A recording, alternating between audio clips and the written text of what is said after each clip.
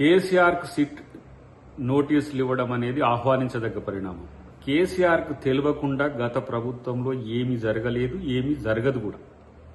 ఇవన్నీ కూడా కేటీఆర్, హరీష్ రావు, కవిత, సంతోష్ రావు, ఇంకా వినోద్ రావు, ఇవన్నీ కూడా ఉత్సవ విగ్రహాలు. ఏమైనా కేసీఆర్ చెబితేనే ఏ పనైనా జరిగింది, ఏ డిపార్ట్మెంట్లో అయినా. ఇంకెందుకు గత ప్రభుత్వంలో పనిచేసిన మంత్రులు కూడా కేవలం కేసీఆర్ ఆదేశానుసారమే పనిచేసిన మాట వాస్తవం. కేసీఆర్ లేకుండా ఫోన్ ట్యాపింగ్ విచారణ అనేది జరగదనేది గతం నుంచి మేము చెబుతున్నదే, ఊహించిందే జరిగింది.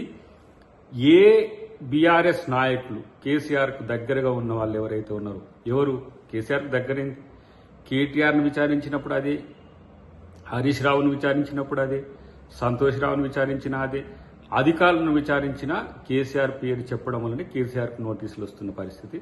కాబట్టి ఇదేదో మళ్ళీ వాళ్ళు ఏదో కక్ష సాధింపు చర్యలు, రాజకీయంగా కేసీఆర్ని అబాస్పాలు చేయడానికి రేవంత్ రెడ్డి గారు చేస్తున్న కుట్ర, ఇట్లాంటివన్నీ వస్తాయి డెఫినెట్గా. వాళ్ళు ఏంటంటే తప్పించుకోవడానికి, తప్పు చేసి తప్పించుకోవడానికి బీఆర్ఎస్ చేసే ప్రయత్నాలు అన్నీ కూడా ఈ 2 సంవత్సరాల కాలంలో అందరికీ తెలుసు.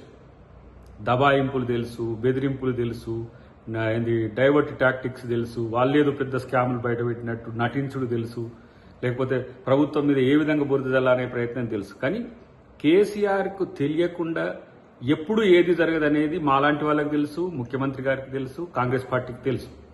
కాబట్టి ఇవాళ కేసీఆర్ నోటీస్ తీసుకున్న తర్వాత వాస్తవాలను చెబితే అది అన్నింటికీ మంచిది. ఎందుకంటే దానివల్ల కొన్ని కుటుంబాలు నాశనమైనవి, కొంతమంది అధికారుల జీవితాలు నాశనమైనవి, కొంతమంది రాజకీయ నాయకుల జీవితాల్లో ఒక అలజడి ఉంది.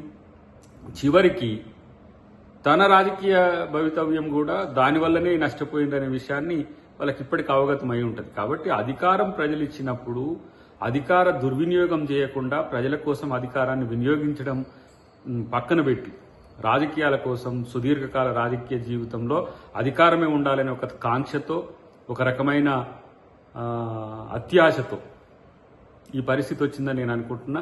దీనివల్ల భారతదేశంలో కూడా రాష్ట్ర ప్రభుత్వాలు చాలా ఆలోచించాల్సిన పరిస్థితి వస్తుంది. ట్యాపింగ్ల విషయంలో ఎంత జాగ్రత్తగా ఉండాలనో, ఐటీఏ ప్రకారము లేదంటే ట్రాయ్ నిబంధనల ప్రకారం మించి గనక చేస్తే ఎవరికైనా ఇలాంటి పరిస్థితులు వస్తాయి.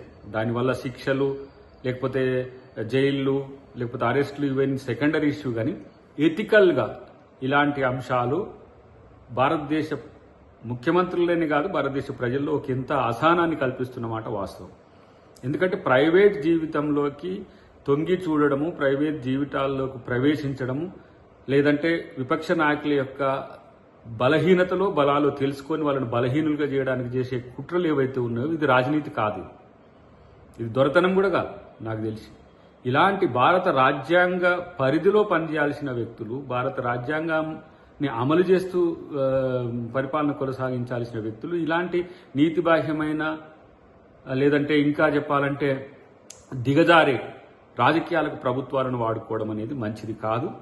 ఇది ప్రభుత్వంగా కాంగ్రెస్ పార్టీ దేశం మొత్తానికి ఇదొక దిక్సూచిగా ఉండాలి ఈ కేసు యొక్క వివరాలనే ఉద్దేశంతో ముఖ్యమంత్రి గారు దీని మీద సీరియస్గా తీసుకుని డెఫినెట్గా ఈ అంశంలో ముద్దాయిలు ఎంతటి వారైనా సరే శిక్షింపబడాలనేదే మాలాంటి వాళ్ళ యొక్క కోరిక. ఎందుకంటే తెలంగాణ ఉద్యమం, తెలంగాణ రాష్ట్రం త్యాగదనుల రాష్ట్రం, అమరవీరుల యొక్క త్యాగాల పునాదుల మీద వచ్చిన రాష్ట్రంలో ఇలాంటి నీతిబాహ్యమైన ఫోన్ ట్యాపింగ్లతో పాటు అధికార వాంఛ కోసం ఇష్టానుసారంగా దేన్నైనా ఏదైనా చేయవచ్చని ఎవరు కూడా భవిష్యత్తులో ప్రయత్నించడానికి కూడా భయపడేంతగా ఉండాల్సిన అవసరం ఉందని చెప్పి మేము భావిస్తున్నాం.